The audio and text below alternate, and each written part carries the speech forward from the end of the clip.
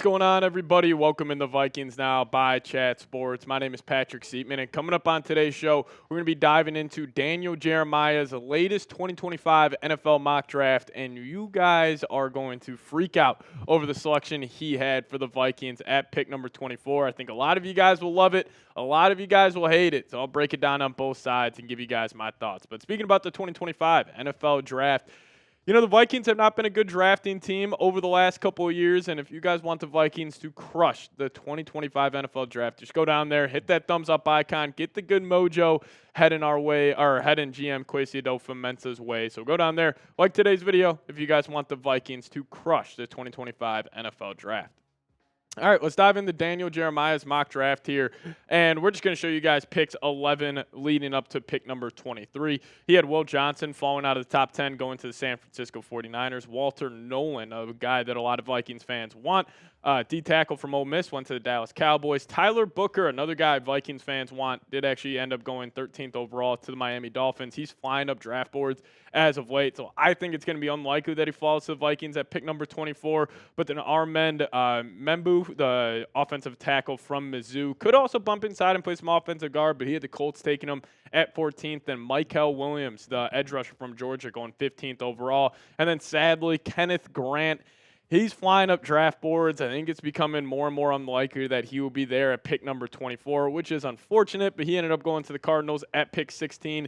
Then J.D. Barron, cornerback from Texas, went to the Bengals at pick number 17. Then Gray Zabel, another guy that a lot of Vikings fans want. He could bump inside, play some guard in the NFL, which is looking like he might. Also could play some center, but he went to the Seahawks at 18. Tet McMillan, wide receiver, he fell a whole lot in Jeremiah's mock draft. A lot of these guys Tet is supposed to go top 10 in a lot of other mock drafts, but he fell to 19. Then how about Colston Loveland, went number 20 to the Denver Broncos. And then the 3 picks before the Minnesota Vikings, 2 running backs off the board. Ashton Genty went to the Pittsburgh Steelers at pick number 21.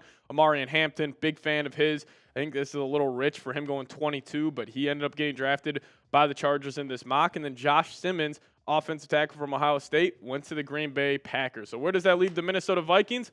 Well, they're going to draft Ohio State running back TreyVeon Henderson with the 24th pick in the 2025 NFL draft. Now, we have been getting reports over the last couple of weeks that he is flying up draft boards, that he will pretty much be a first-round pick, and I'll explain to you guys why he will be just that here in a second. But I do want to get you guys Daniel Jeremiah's quote on the Vikings drafting Henderson, saying the Vikings have had an up-close look at what a dynamic runner can do for an offense that also features a loaded passing attack. See Jahmyr Gibbs in Detroit. Minnesota finds its own RB weapon in Henderson, with Aaron Jones heading for free agency. Now, I agree. Like, the Vikings did get an up-close personal look at what a elite passing attack, what an elite running back can do for an elite passing attack. I mean, just take the Lions, perfect example. They can throw the ball all over the lot with Amon-Ra, Jamison Williams, and Sam Laporta, but we really saw their offense go to a next level when it was Jahmyr Gibbs being the focal point, and maybe TreyVeon could be that for the Minnesota Vikings.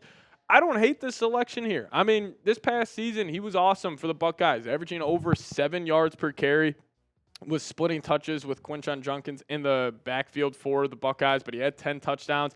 He's been dynamic since his freshman year. I mean, that year he had 183 carries, over 1,200 yards, and 15 touchdowns on the ground. He's great at the goal line. He also does a decent job at being a pass catcher out of the backfield as well. And listen, I got mixed feelings about the Vikings taking TreyVeon Henderson at pick number 24 because, number one, I'm a big fan of his. Like, I think he is going to be an elite running back in the National Football League.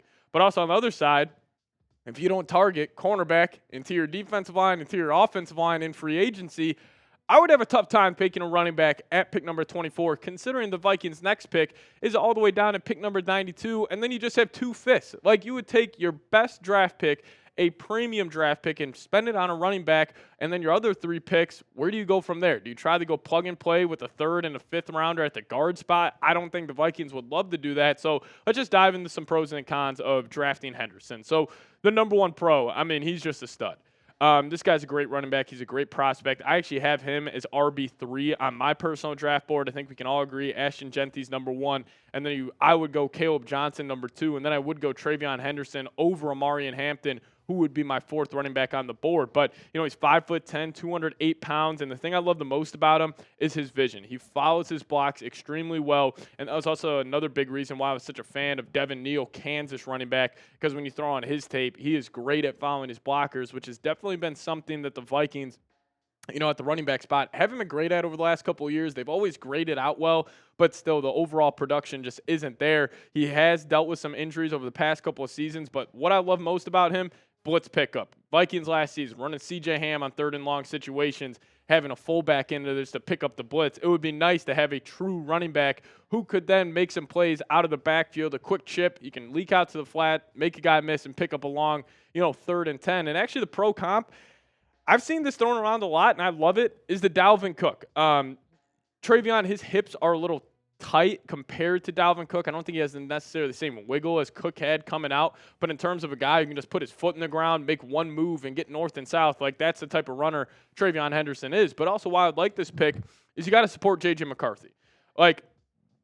JJ at his best is playing off a really good run game. That's how he's been since his freshman year of high school. He's always had elite running backs around him. And if you want to support JJ, getting him an elite running back will 100% do just that. Because if you have to account for TreyVeon Henderson, let's just say Vikings draft him, he's ripping off, 20 carries, 110-yard games over and over again. He will be the focal point, and then you have guys like Jefferson, Addison, and Hockenson layered over the top. So, I think from the Viking side of things, you cannot treat J.J. McCarthy the same way you are going to, or the way you treated Sam Darnold, where with Sam Darnold, you knew his strengths, pushing the ball down the field, a massive arm. And if you are going to treat JJ that way, I don't think that's the best recipes for success for the Minnesota Vikings. Yes, you got your best players on the outside, Jefferson, Addison, and Hockenson. You want to get those guys the football, but also you want to cater to your young quarterback and do what he does well, and that's playing off play action, getting them in 3rd and 5, 3rd and 4 situations instead of 3rd and longs, and having a run game is the best way to do that. And also another reason why I love this move, I think it would actually force Kevin O'Connell to adjust his offensive mindset, because at his core, we know KOC wants to throw the ball all over the lot. He wants to push the ball downfield. That's why I actually thought Sam Darnold was a perfect quarterback fit for what KOC wants to get done, but also him coming from the Sean McVay tree. I just have a feeling he has a little bit more of an itch to run the football than a lot of us think, considering McVay, almost to his fault at some points this past season, he was too committed to the run game. But I do find it hard to believe that Kevin O'Connell will keep the same Vikings offense, or will keep the Vikings offense the same next season. I think adjustments will be made, and especially when you get embarrassed in two of the most watched national televised TV games last year, like the Lions Week 18 game, the Vikings lost because of their offense. And that's on the head coach, that's on the quarterback, and it starts with Kevin O'Connell. And then also in the wild card round, you put up 9 points again. In the 2 biggest games of the season, you had a combined 18 points. That's on the head coach. I think he's going to adjust, because all that, push the ball downfield, air raid offense, that looks great when you're in the months of September, October, November, and even December. But when you get into January, you got to be physical in the trenches, and having a running back would do just that. So we'll talk about some cons here in a second, but I do want to get you guys' thoughts on this. Would you draft a running back in round 1? You are GM Kwesi Adofo-Mensah, and let's just say whatever your dream running back target is there on the board at pick number 24, would you take him? Give me a Y for yes or an N for no. Now, we'll talk about the cons here in a little bit, but first, I got to tell you guys about today's presenting sponsor, that being our good old friends, PrizePicks. Now, if you guys download the PrizePicks app today and plug in promo code CLNS, you guys will actually get $50 instantly after you play your first $5 lineup. Download the PrizePicks app today, plug in that promo code CLNS, get $50 instantly after you play your first $5 lineup. Now, what is PrizePicks? It's the best place to get real money sports action. With over 10 million members and billions of dollars in awarded winnings, PrizePicks has made daily fantasy sports accessible to all. You just pick more or less on at least 2 players for a shot to win up to 1,000 times your cash. Run your game all season long on PrizePicks. Now, if a Timberwolves or Wild game is a blowout during the season, having a PrizePicks lineup to follow through the entire event is a game changer for me. It just increases the viewing experience. You guys can also put some cash in your back pocket. So download the PrizePicks app today. Plug in that promo code CLNS. Get $50 instantly after you play your first $5 lineup. Download the app today. Use promo code CLNS. Get $50 instantly after you play your first $5 lineup. Shout out to PrizePicks for sponsoring today's show. PrizePicks. Run your game. So the biggest con to taking a running back in round 1 is I just think it puts a lot of pressure on Kwesi to nail free agency once again. Like, if you run into the draft and you still have a glaring need at the offensive guard spot, at the defensive tackle spot, or even if at the cornerback spot, if you let Byron Murphy walk, like, you put a lot of pressure on Kwesi to fill those up in free agency. So 5 guys I think that would do that is, obviously Drew Dahlman. We talked about him at the Vikings. Cut Garrett Bradbury. Drew Dahlman has to be at the top of your potential free agent signing list. But then you could also go Mekhi Becton. You could plug him in at right guard. I think he would be a great pickup. Milton Williams, big fan of his. He's hitting the prime of his career. He's still number 1 for me in terms of guy I want the Vikings to sign. And then also Kevin Zeitler, DJ Reed. Zeitler would be that plug-and-play guy, 1 year, $6 million. Then DJ Reed, if you do lose Byron Murphy, Vikings coaching staff, big fan of this guy, so watch out for him being at the top of the Vikings signing list. But, the question becomes, like, would you draft a running back if cornerback and offensive guard are still a position in need? Like, let's just say, hypothetically, Vikings are on the clock, pick number 24, and your best player available is TreyVeon Henderson.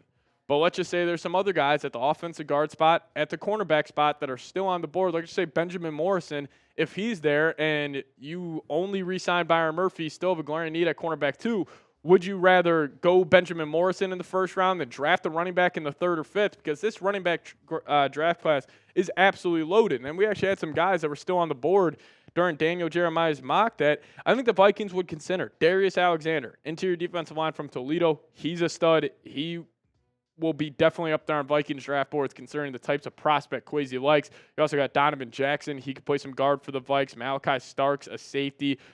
Something about Georgia safeties that I just can't go back down that path for the Vikes. But also Derek Harmon, he's a stud at the defensive line. And then TJ Sanders, another defensive lineman that was out there. So, if you do end up taking a running back in round 1, if you are the Minnesota Vikings, he better be a game changer. Like, this pick would have to work or else Kwesi is getting fired next offseason. Like, if TreyVeon Henderson's a pick, Vikings, take him and he's getting 20, 25 carries a night. And let's just say he ends up not being a pro caliber running back. He's got fumbling issues or he's just not living up to the expectations we had for him. Kwesi's seat will be extremely, extremely hot. So if you do end up taking a running back in round 1, he better end up working out. But another reason why I would be okay with the Vikings waiting to draft the guy is that this running back draft is completely loaded. Like, Kaleb Johnson, for me, is my RB2. I think he's got the best vision in this class. He's also I just think it would be a perfect fit in the Vikings system. But also a guy in round 3, I love Devin Neal, RJ Harvey. Been looking at both these guys a whole lot more lately. I would be fans of them than Kalel Mullings, a physical running back from Michigan. JJ would be a fan of that pick. And then also a guy like Tahj Brooks. You could take him in the 5th round, or even a guy like Ollie Gordon. Like, there are guys out there that you could take in the 3rd or the 5th round where you don't need to jump on a running back in the 1st round, considering it's also TreyVeon Henderson. Like, he's a 2nd or 3rd running back on most big boards. Like, would you want to take him at pick number 24? It's a very interesting conversation. But if you guys made it to the end of today's show, just give me a skull down below in the comments section. Would appreciate to see where all the real ones are at. And also, you guys can hit me up on Twitter at Pat Sieps, the Twitter handle. Give me a follow over there. Maybe you guys a follow right back. But we'll see you guys next time. As always, Skol Vikes.